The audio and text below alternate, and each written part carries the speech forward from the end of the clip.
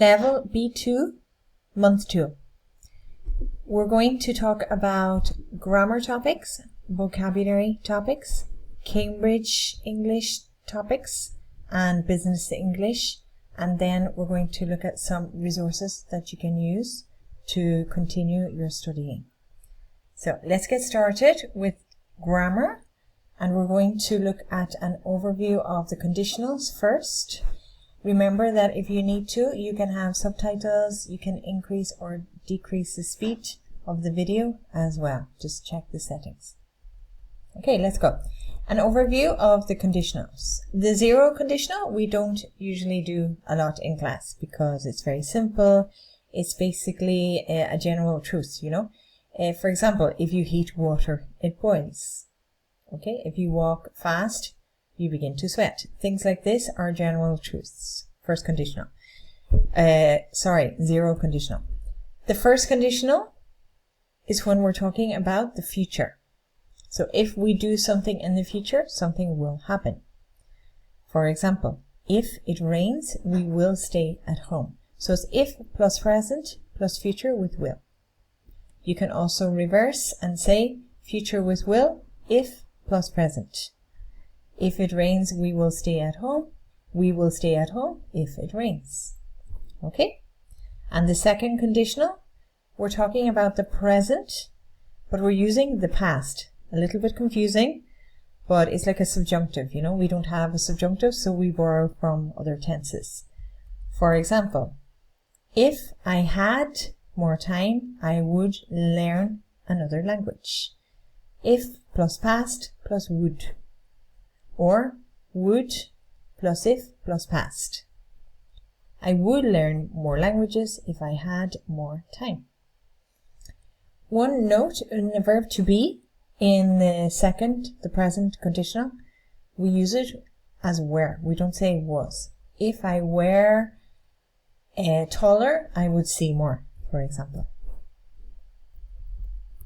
You will hear people using was because they don't know the rule, and in very specific cases also it's possible. But generally we use were. The third conditional, we're speaking about the past. We use the past perfect plus would plus have plus participle. This is usually the most difficult one and the one we need to practice most to become comfortable with it. For example, if I had studied harder, I would have passed. Or I would have passed the exam if I had studied harder. And usually when you hear native speakers talking in the third conditional, we are contracting, so it's even more difficult to understand. For example, if I'd studied harder, I would have passed the exam. So you have to watch for that as well. And then often when we're speaking, we mix the conditionals. For example, we talk about something in the past to talk about a present consequence. If I had studied harder, now I would have a better job. So it's past conditional plus the present conditional. Or if I weren't afraid of flying in the present, I would have gone to New York in the past. So we can also use it like that. If you want, here's a little quiz to check it yourself. Wish and if only. We use the verb to wish in relation to something that's most unlikely, really. It's probably not happening, not going to happen. For example, I wish I were taller. And we use it like the conditional, I wish I were taller. Because it's a hypothetical situation that's not true and not likely to be true. So, for example, I wish it stopped raining so I could go out. And we use it with the past, like the second conditional. I wish it weren't raining. I wish I had more time. So, when we use it in the past, like the third conditional, we use it with the past perfect. Yesterday, I wish I had more time. Or, to contract, I wish I'd had more time. We also use a construction if only in the same way as wish. If only I had more time. Or in the past, if only I had had more time. I would have studied more, for example. So wish and if only are synonymous. You can use them in the same way. With the past to speak about the present, like the second conditional, and with the past perfect to speak about the past, like the third conditional. Our next grammar topic is modal verbs of deduction. So, we use these to deduce what we think is happening now. Okay? For example, must. Be careful with must because it has other meanings, as you probably know. For example, I must work is an obligation. I must remember to collect the laundry is something that I give myself as an obligation. Negative, I mustn't forget is an internal obligation, or you mustn't smoke inside the building is a prohibition, not an obligation, a prohibition. But we also use must to speak about a logical conclusion. For example, he hasn't called, he must be sleeping. I'm thinking of something that's the likely explanation. Or he is sleeping on the street, he must be homeless. Okay? So in this case, in the past, must has the past of must plus have plus participle, like many of the modal verbs. For example, yesterday, he must have been sleeping, or he must have been homeless. Must plus have plus the verb in participle. Other modal verbs with this structure include might, may, could, should, would, or in this case can't as well when we speak about impossible situations. For example, he must be sleeping is a logical conclusion in the present. Yesterday he must have been sleeping. He might be, he may be, he could be, or it can't be.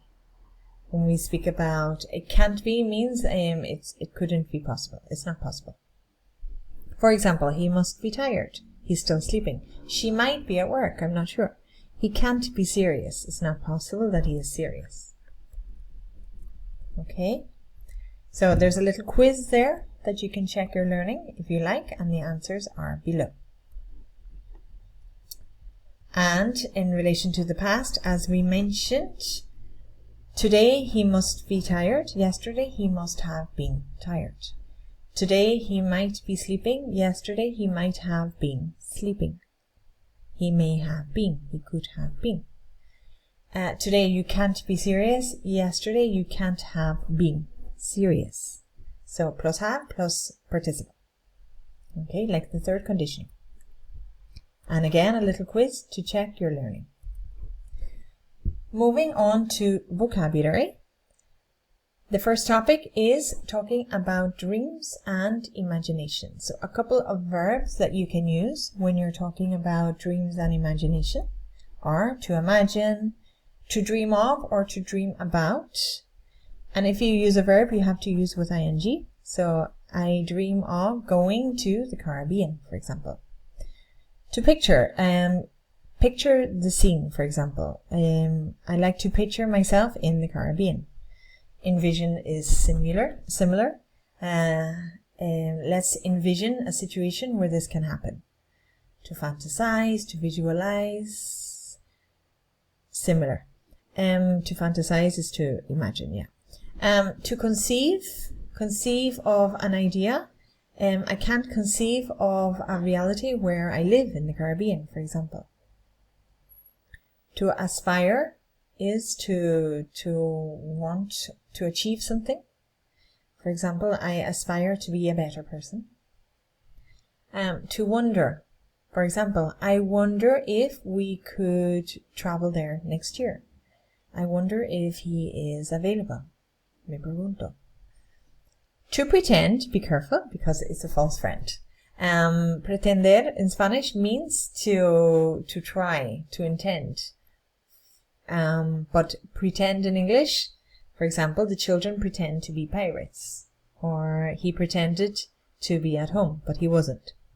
So be careful with the false friend. Some adjectives that you can use when you're speaking about imagination could be imaginative. He's an imaginative person. He's a visionary. She has fanciful ideas and not realistic, for example. She is very ambitious. Utopian reality. Utopia is a well-known word, really, because it's used a lot for novels, for example. Dreamy. He's a dreamy person. And we also use this to mean someone is very handsome or attractive. And surreal is not real, and whimsical. So a whim is a capricho. So if you are whimsical, you're caprichoso. So that's a whimsical idea, or he's a whimsical person. So some more advanced vocabulary there. Some phrasal verbs we can use in relation to this that are also just common phrasal verbs. To come up with, we usually use to come up with a new idea, a new suggestion. So we need to come up with a plan to make it to the Caribbean next year.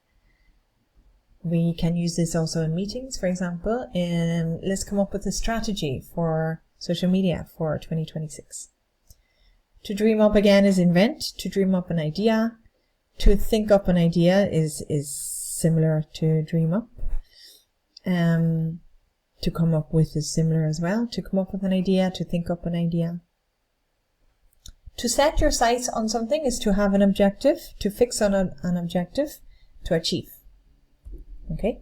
So she has set her sights on becoming the director by next year. This is her objective. To reach for is similar to try to get something. Reach for a goal. She's reaching for becoming the CEO next year. To let your mind wander is to allow yourself to imagine, to think, to dream. To not focus, the opposite of focus. So she lets her mind wander in boring classes, for example. She starts to think of other things. Or the meeting was so boring that she let her mind wander and thought about the holidays. This expression or phrasal verb, to strike to strike someone as. For example, she strikes me as a very hardworking person. I have this image of her as being a hardworking person. She appears to be a hardworking person. Or that strikes me as a good idea. That seems to be a good idea. Conjunctions are very useful to know, especially at B2 level, because they help you to link words, discussions, things together. So it's important to try to remember and use them. Whereas is the first conjunction that we have here. Whereas is mientras que. For example, whereas I work from home, he works in an office. It's two opposing situations. Okay? Different from while. While can be mientras que and mientras. For example, I work at home while he works in the office is fine. But while you can also use as, for example, I will cook the dinner while you look after the children. It's two things happening at the same time. So while has the two meanings, whereas is only for two opposing things, mientras que. Okay? Even though, although, they are the same. Okay. Even though it's raining, I want to go outside. Although it's raining, I want to go outside. So this is useful. In case you can't come to the meeting, I will give your presentation. In order that, or so that, or in order to. In order that we are prepared for the meeting, or so that we are prepared for the meeting, let's practice now. Okay? Or in order to be prepared for the meeting. It's the same meaning, but a different structure. Okay? Though we mentioned before, though, even though, although, it's the same. And finally, unless. I will go to the meeting unless it is cancelled. Okay? I will call you unless you call me first. Okay, so try to remember conjunctions. They can be very useful. Our next topic of vocabulary is crime and punishment. So it might be interesting to have a discussion with someone, or if you're doing a Cambridge exam, or to understand the news or newspaper articles. Some verbs that are useful in relation to crime and punishment include to steal, to rob. Rob and steal are basically the same verb. He stole my purse, he robbed my purse. To break into is specifically to rob when you enter in someone's property. He broke into the car, he broke into the house to steal something. To arrest someone or to be arrested is similar in Spanish. For example, he was arrested for breaking into the house. He committed a crime. His crime was to break into my house. He is accused of breaking into the house, so he was arrested. He was accused of breaking in, so he was arrested. I'm using the passive. The police arrested him because they accused him of breaking into the house. To be charged. Charge has several meanings. For example, a charge can be cobrar. For example, they charged me €10 for a coffee. But in this case, we are using it like accuse, He is charged with a crime. He is formally accused of a crime. So he's taken to the police station and they have formally charged him with a crime. So the thief, ladrón, the thief, was accused of breaking into the house and he was charged with a crime. To sentence someone is to tell them the punishment for the crime. Okay, he was sentenced to life in prison. He was sentenced to community service. To punish someone is to castigar. He was punished by being given 5 years in prison. Investigate, it's not so difficult. The police investigated the crime. The detectives investigated the crime. The suspect is the person who is accused. The suspect confessed to the crime. He is released from prison. He is released. He has served his time in prison and now he is released. So 9 nouns that might be useful here in this case. And my Irish accent is coming through there a lot. Some nouns that might be useful include a crime, to commit a crime. A criminal is the person. He is a criminal. She is a criminal. The criminal got away with the crime. He didn't suffer consequences. The thief we mentioned before. A robbery is the noun of to rob. A burglary is more specific to a robbery inside a house. My house was burgled. It was broken into. There was a burglary. The pronunciation is not easy. To murder is the verb and a murder is the noun. There was a murder. A murder took place. He was murdered. And the judge is the person in the court. If you commit a crime, if you are accused of a crime, you need a lawyer to help you. You go to court. The judge and maybe the jury decide if you committed the crime or not, what the consequence is, what the punishment is. If it's a lesser crime, less serious, you may receive a fine. The verb is to fine. So I received a fine for speeding, or he was fined for destruction of property. To go to prison, to go to jail. To be a victim. Not here is testigo, witness, to be a witness, and to be on trial. So, there's a lot of vocabulary around this. This is just some basics to get you started. If you would like to practice this more, you could try reading some news articles in relation to crime or watching some YouTube videos in relation to crime. You have true crime stories too that some people like in Netflix and channels like this. Some phrasal verbs that we can use around this topic could be to break out of prison is to escape. To turn someone in, or to turn yourself in, is to deliver yourself to the police. To get away with is to escape without punishment.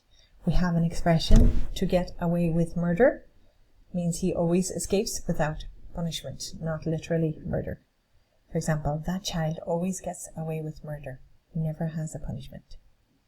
To own up to something is to admit responsibility, to say that you did something, to confess. He owned up to the crime. He owned up to stealing my purse. He confessed. To find someone guilty is to declare that person guilty of a crime. For example, in passive, he was found guilty of the crime. Or in active voice, they found her guilty of the crime.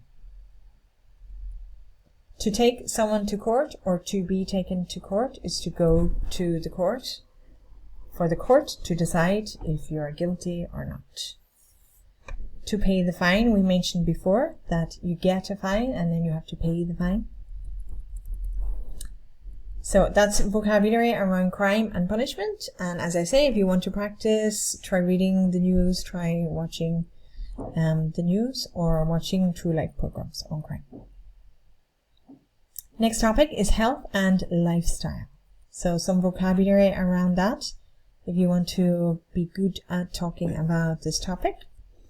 Some verbs include to exercise, to do exercise as well, make exercise, no, be careful, to do exercise.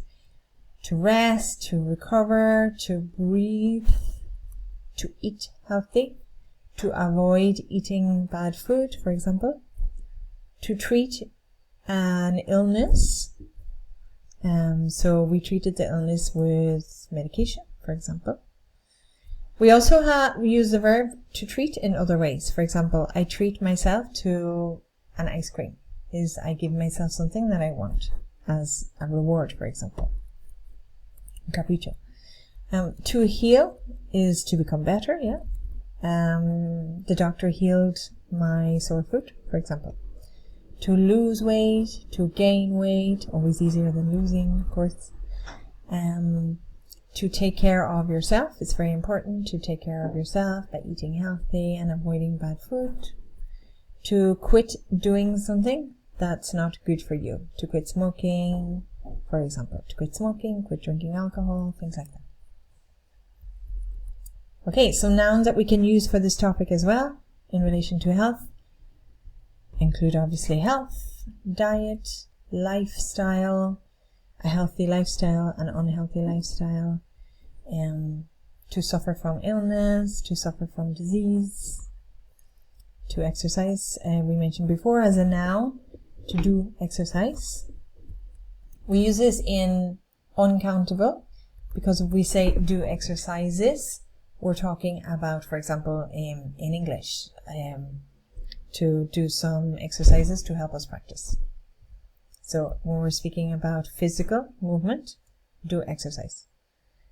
To have some rest as a noun, and to suffer from stress. To get some sleep, also the verb to sleep. To receive treatment for a problem. To take medicine, we say take medicine, take medication.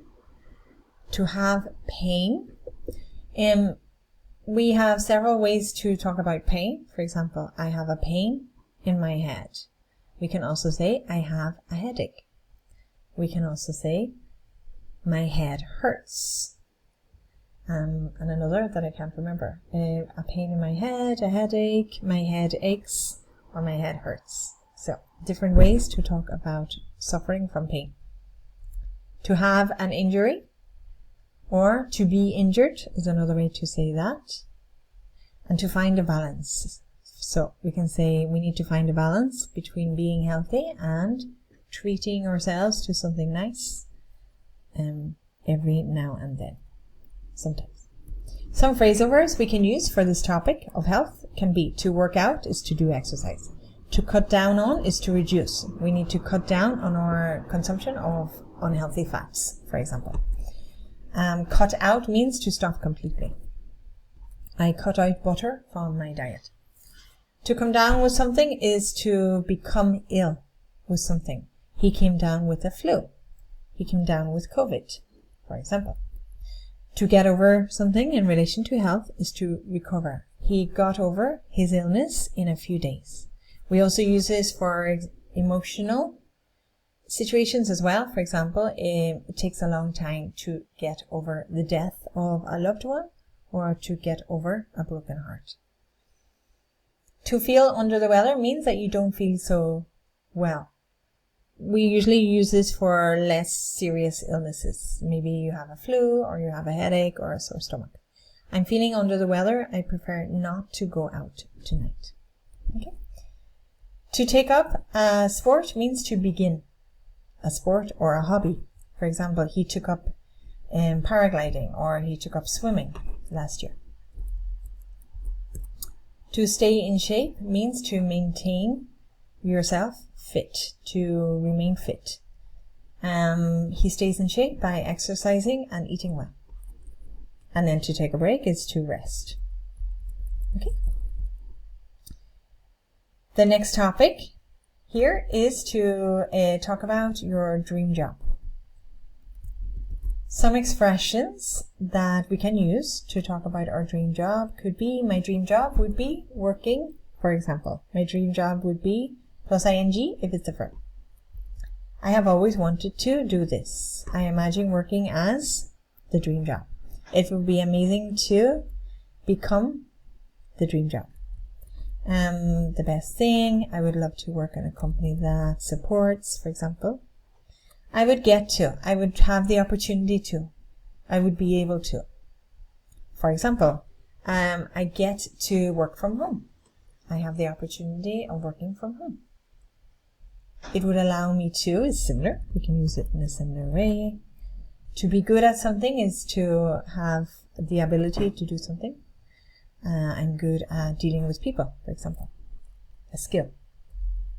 And then asking about the other person. So these are some conversation starters that you can use when talking about your dream job.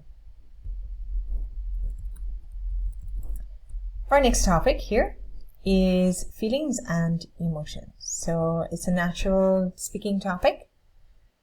Feelings and emotions. We probably speak about this every day, so it's useful to have some vocabulary in relation to this, especially if you're doing a Cambridge exam, for example. So some verbs that we can use, phrasal verbs, to cheer up. So you could say to someone, cheer up, and you are trying to encourage them to feel better. Or, for example, watching Friends episodes cheers me up. You can use it like that as well. We mentioned before to get over in relation to health and to emotions, to get over a broken heart, for example. To bottle up your emotions means to suppress your feelings, to keep your feelings inside. The opposite would be to open up. So, for example, she usually bottles up her emotions, but she opened up to me last night about how she was feeling. To overcome is to deal with something successfully.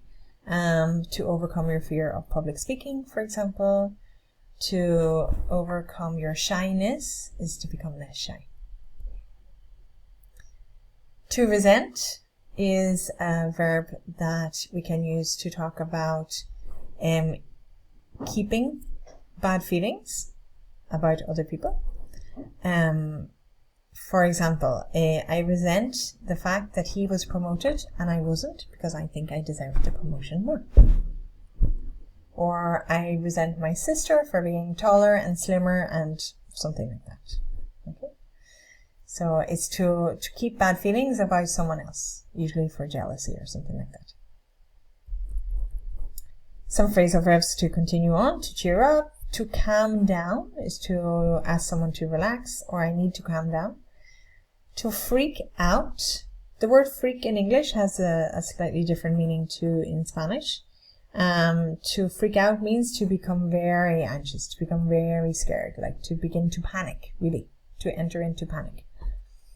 A freak, as a noun in English, is someone who is very strange.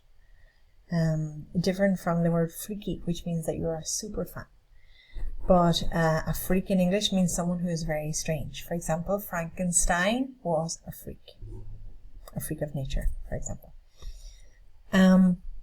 So to freak out is to panic, to become very scared or anxious. To open up, we mentioned before, the opposite of to bottle up.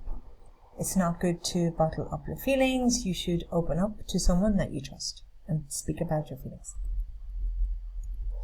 So we have some adjectives here and a stronger version of that adjective. For example, to be happy, nice. To be elated is like super happy. You know, I'm elated at the news that you got the job. I'm really happy, really happy. To be sad, triste, but then to be devastated is very, very sad, very sad. To be anxious or worried, well, they can be the same level. I'm anxious about my results. I'm worried about my results. And to be overwhelmed is when it's too difficult. It's agobiado. You are overwhelmed. I am overwhelmed with the amount of work that I have to do. It's too much. I need help. I am overwhelmed with emotions at the situation. It is overwhelming. Okay? And then finally, to be frustrated. It is frustrating. The situation is frustrating. I am frustrated. Some connectors, because again, connectors are important. Easy, because. Although we mentioned before, although, though, even though, aunque. However is higher level than but, and we can use in the same way. I want to go, however I can't, because I'm busy. Therefore is a synonym of so. It means por lo tanto. I want to go, therefore I will go. I have to finish the report by Friday, therefore I need to work today and tomorrow, for example. Okay, there's a little quiz there about the adjectives if you want to check it later to test your knowledge. So a couple of expressions in relation to feelings and emotions that we use a lot. I feel on top of the world, super happy. I am down in the dumps, the opposite, very sad. I'm feeling down in the dumps, or I'm down in the dumps because something bad happened, or I'm too tired or something. And it drives me up the wall means it drives me crazy. It makes me crazy. I am really annoyed. So it drives me up the wall when people don't tidy up after themselves, for example. Or it drives me up the wall when someone doesn't reply to my email. Something that really, really annoys you. Very annoyed, and to annoy is molestar. So if you're annoyed, you're molestado. So I'm very, very, very annoyed. It drives me up the wall. And finally, I can't get it out of my head means that I can't stop thinking about it. Okay. Moving on to some expressions here for, This is in relation to what we were saying before, and it's just some tips that if you are speaking and writing, you should try to use some new vocabulary, especially connectors, and give some examples as well. This is especially relevant if you are doing a Cambridge exam.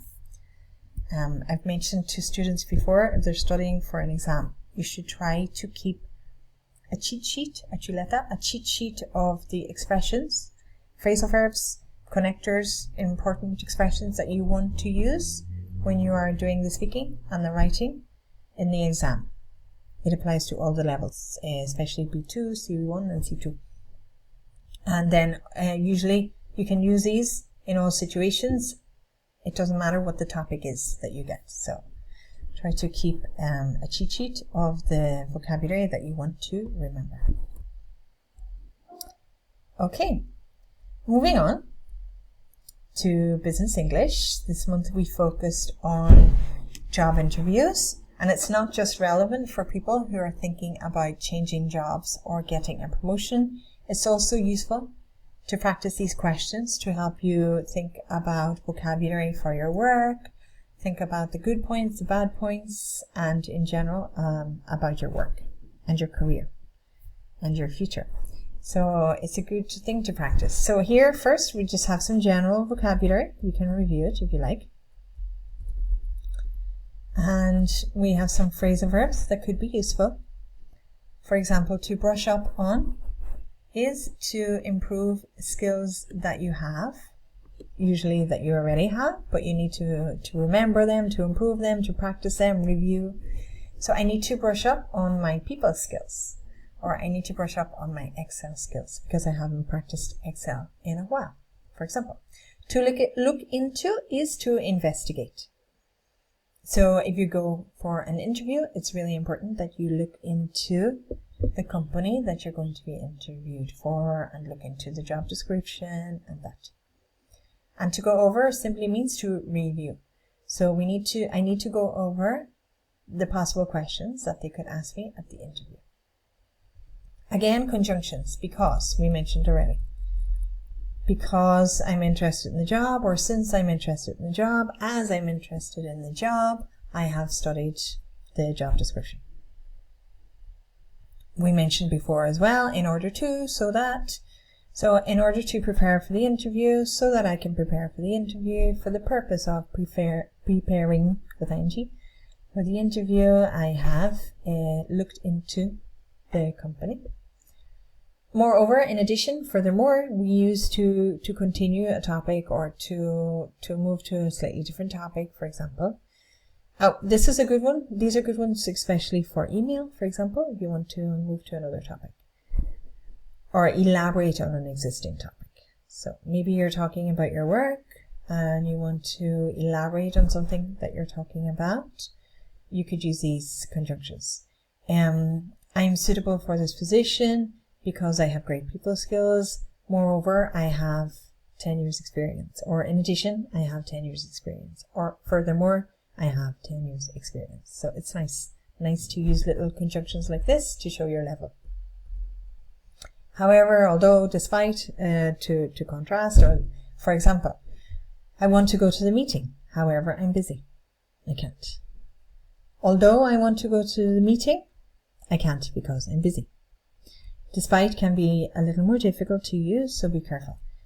Despite plus ing if you use a verb. Despite wanting to go to the meeting, I can't because I'm busy. Despite is a synonym of in spite of. In spite of wanting to go to the meeting, I can't because I'm busy. Be careful, it's not despite of. It's in spite of or despite. So, more vocabulary here for answering some interview questions.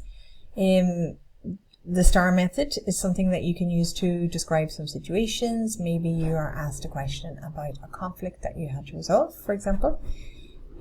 S, describe the situation. T, describe the task. A, the action that you took. And or, the result.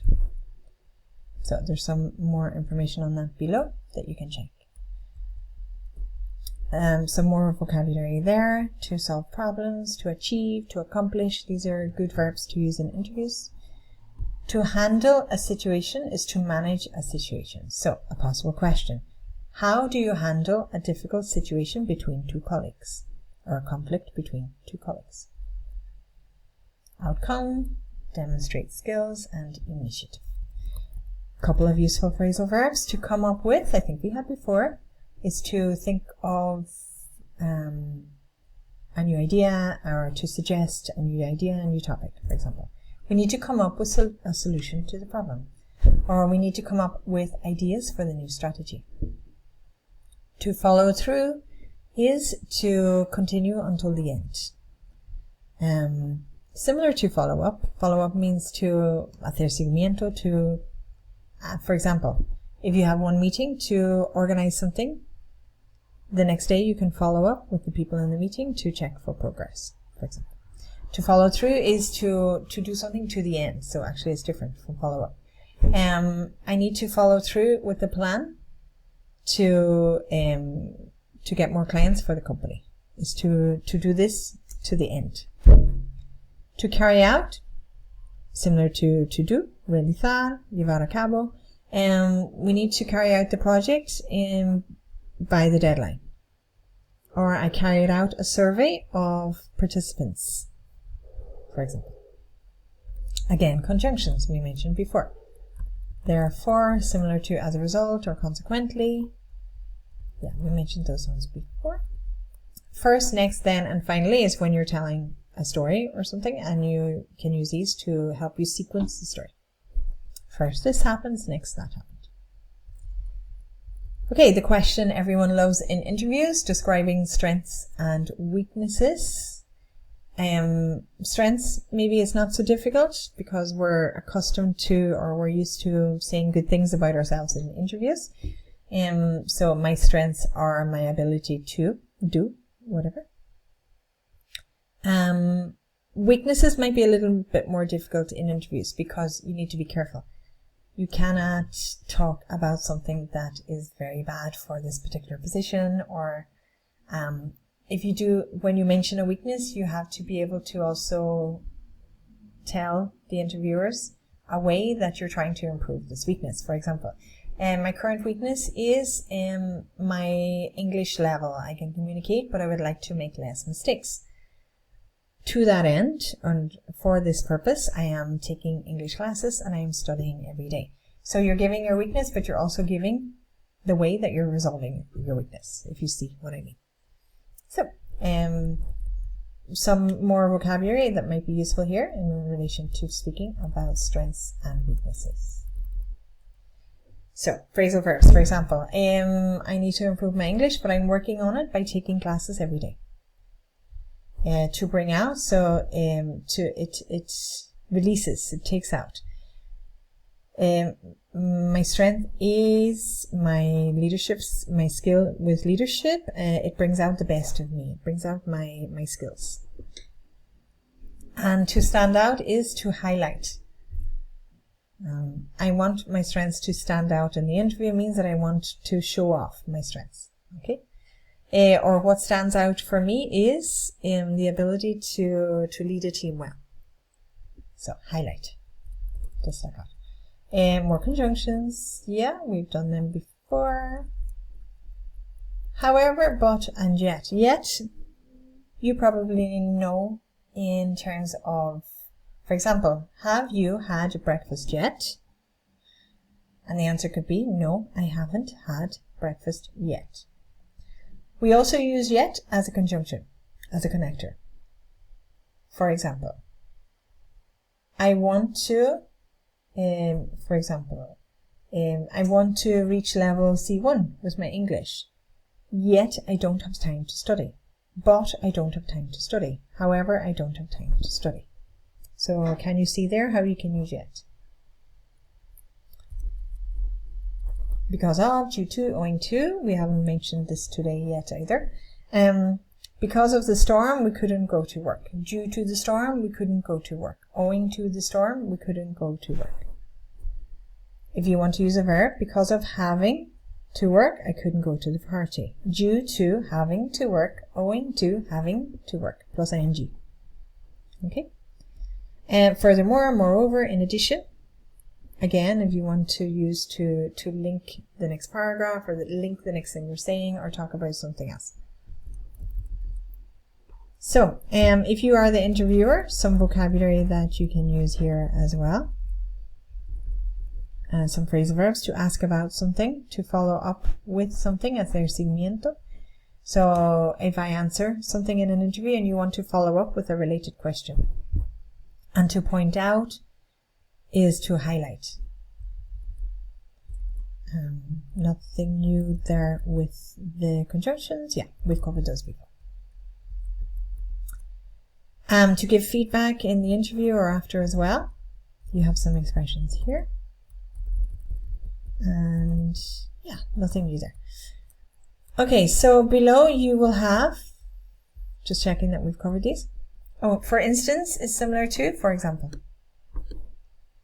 So you want to state, I have this skill. For example, I have great leadership skills, for instance, and you give an example. So here we have 10 interview questions and ways to answer them, okay?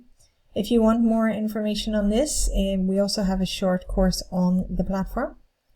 Here is the link to that. You can just click on that and it gives you some more ways and strategies to answer some questions, as well as ways to prepare for interviews. So that concludes the class, this lesson for month 2, B2. Here you have some links if you would like to go for the Cambridge exam, level B2. Try to click on these links and try to do the exercises and read the advice as well.